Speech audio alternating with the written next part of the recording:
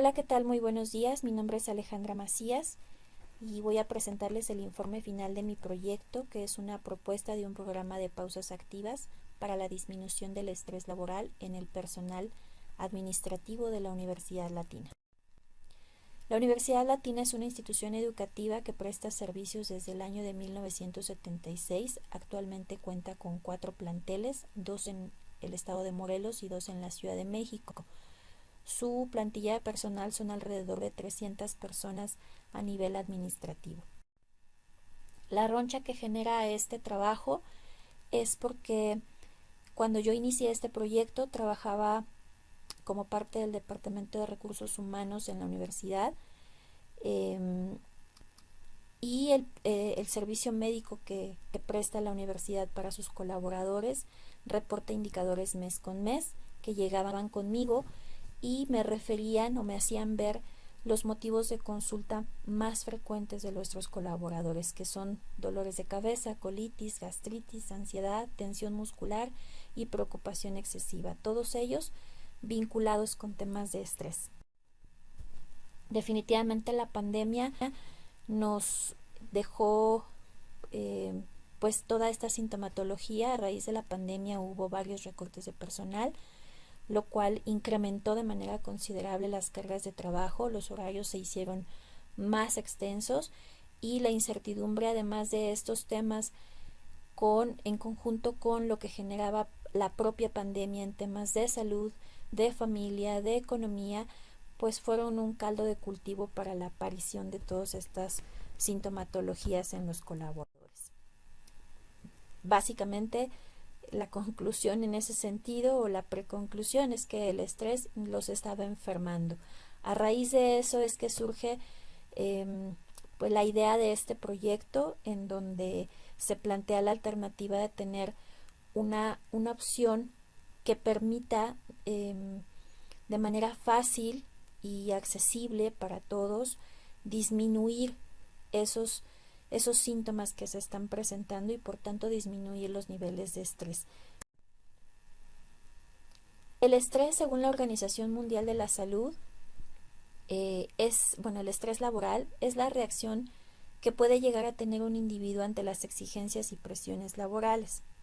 Seyle, que es uno de los autores más reconocidos en estos temas, señala que el estrés laboral es un síndrome o conjunto de reacciones fisiológicas no específicas del organismo a distintos agentes nocivos de la naturaleza física o química presentes en el medio ambiente.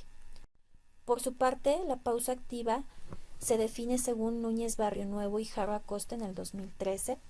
Son técnicas de ejercicios compensatorios con distinta frecuencia y duración que se utilizan a lo largo de las jornadas laborales o educacionales también, para mejorar la salud física y la salud en general o el bienestar en general de los colaboradores a través de la recuperación física, la energía, ejercicios de respiración, ejercicios de estiramiento, etc.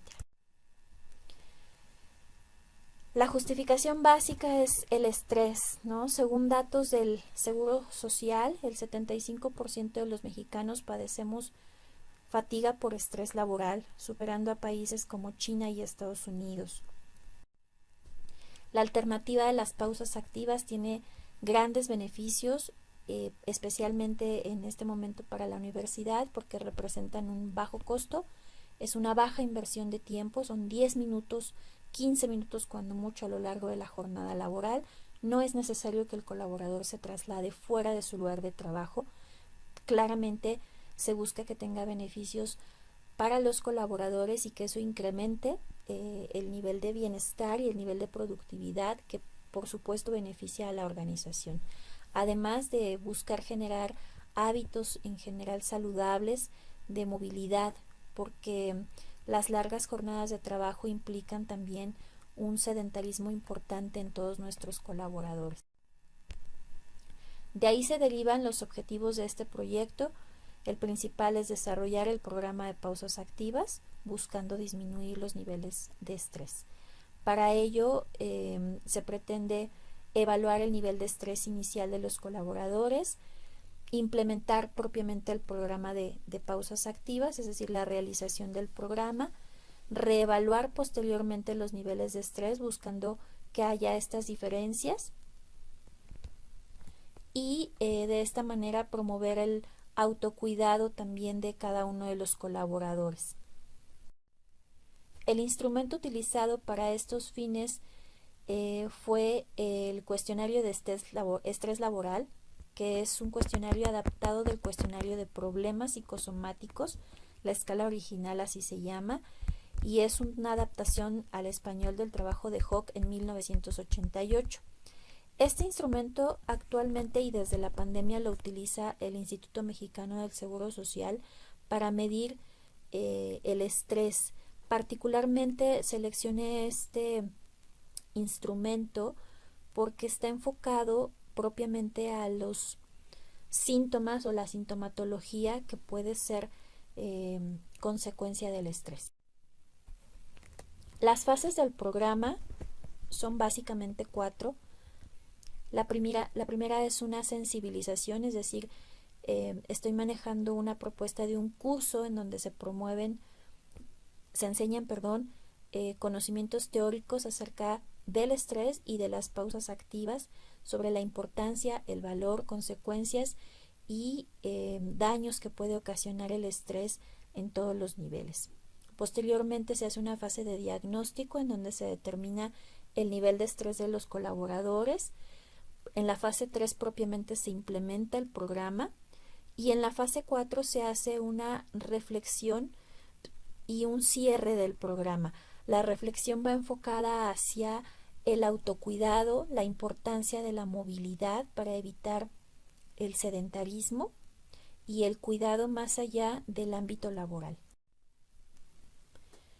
Las incidencias principales a lo largo de mi proyecto, traté de resumirlas aquí, aunque claramente son más.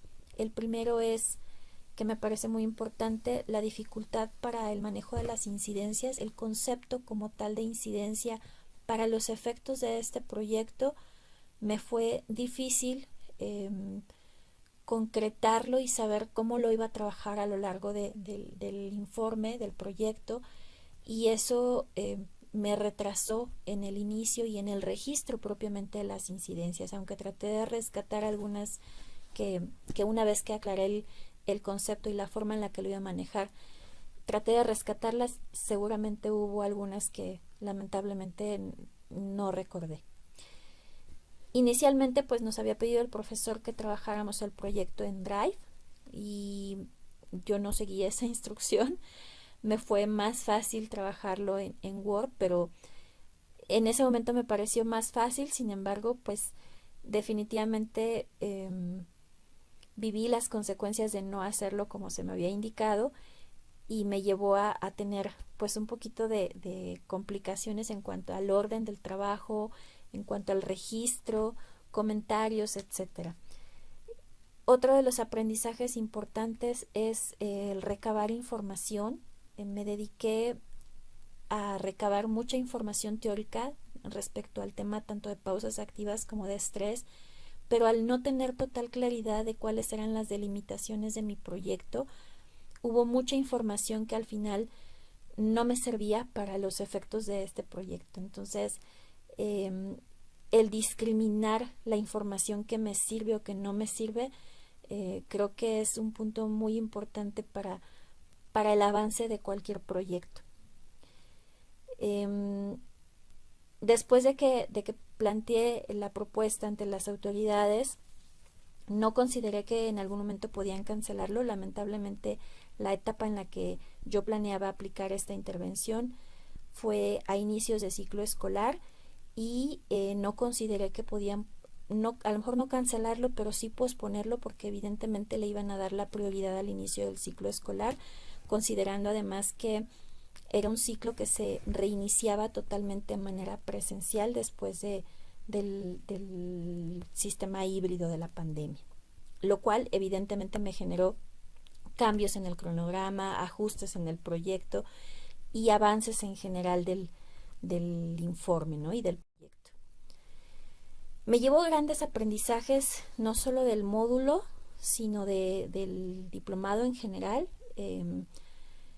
Definitivamente el manejo del tiempo y de las actividades es un área de oportunidad que si bien la tengo presente, aún tengo mucho que trabajar en ello.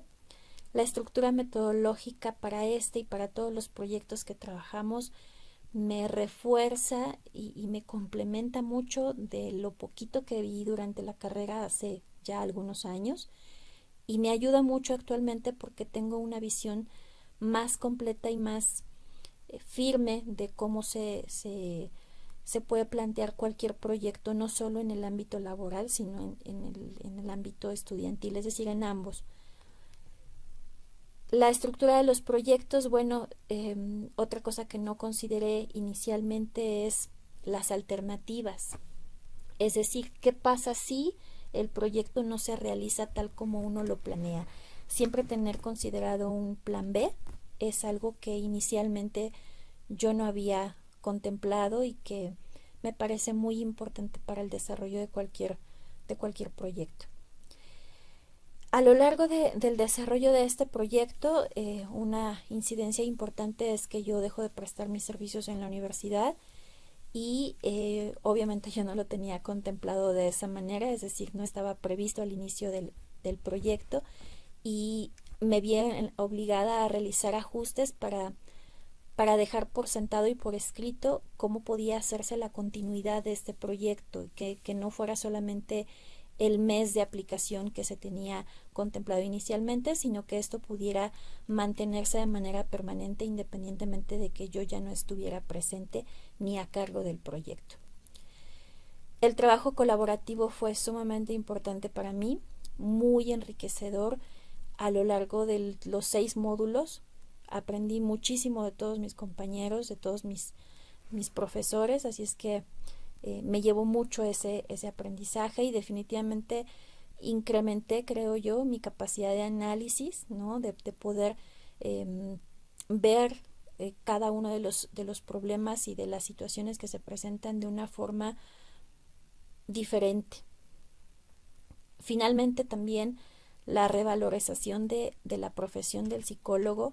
Siempre en la teoría se ve de una forma y en la práctica de otra, y lamentablemente en la práctica y en las organizaciones no se nos da el valor que sí tenemos como profesionales, y a veces, desde mi punto de vista, es porque nosotros mismos no nos creemos ese valor, o no sabemos ese valor que sí tenemos, y ese como se le dice en el ámbito organizacional, ese valor agregado que tenemos como profesionales, ¿no? O que debemos mostrar como profesionales. Así es que todos estos aprendizajes me llevan a darle un valor adicional a lo que yo ya había manejado en el ámbito laboral.